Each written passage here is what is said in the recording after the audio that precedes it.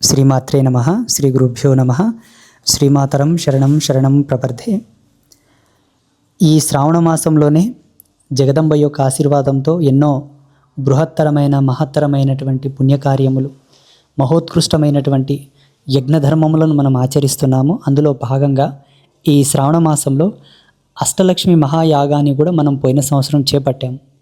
అష్టలక్ష్మి దేవతలను ప్రతిష్ఠించి అష్టలక్ష్మి దేవతల యొక్క పూజలు చేస్తూ, హోమాలు చేస్తూ, జపతపాలు చేస్తూ, సమస్త కైంకర్యాలు నిర్వహిస్తూ ఆ అష్టలక్ష్మి దేవతల యొక్క యజ్ఞశక్తిని, ఆ యొక్క దైవశక్తిని పీఠమంతా ప్రసరింపజేసి, పీఠానికి వచ్చే భక్తులకందరికీ ఆ కళలు సిద్ధింపజేసి, ఆ అమ్మ యొక్క ఆశీర్వాదం తీసుకునే వాళ్ళందరూ కూడా ఈ అష్టలక్ష్మి దేవతల యొక్క శక్తి ప్రసరించాలని ఒక సద్భావనతో పోయిన సంవత్సరం చేశాము.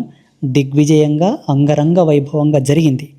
ఈ సంవత్సరం కూడా సెప్టెంబర్ 2వ తారీఖు నుంచి అష్టలక్ష్మి నవరాత్రులు ప్రారంభమవుతాయి. సెప్టెంబర్ 2వ తారీఖు నుంచి సెప్టెంబర్ 11వ తారీఖు అమావాస్య శుక్రవారం వరకు ముగుస్తాయి.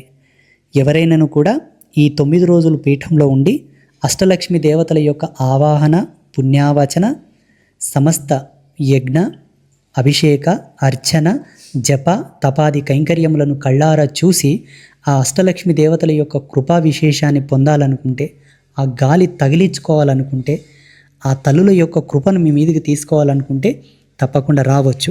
అష్టలక్ష్మి దేవతల యొక్క దీక్షను కూడా ప్రసాదిస్తాము. యథాతథంగా వారాహిమాత దీక్షను అనుసరించేటప్పుడు ఎటువంటి వస్త్రములు తెచ్చుకున్నారో ఆ వస్త్రములు తెచ్చుకోవచ్చు.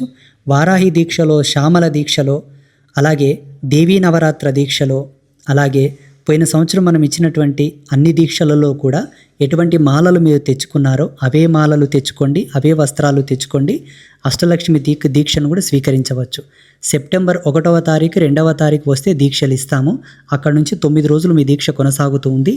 9 రోజులు అష్టలక్ష్మి దేవతల యొక్క పూజలు మన పీఠంలో నిర్వహిస్తున్నాము కాబట్టి ఎవరైనాను రావచ్చు. ఆ దేవతల యొక్క కృపను పొంది వెళ్ళవచ్చు. అందరికీ అష్టలక్ష్మి దేవతల యొక్క అనుగ్రహ ప్రసాద సిద్ధిరస్తు. తదాస్తు.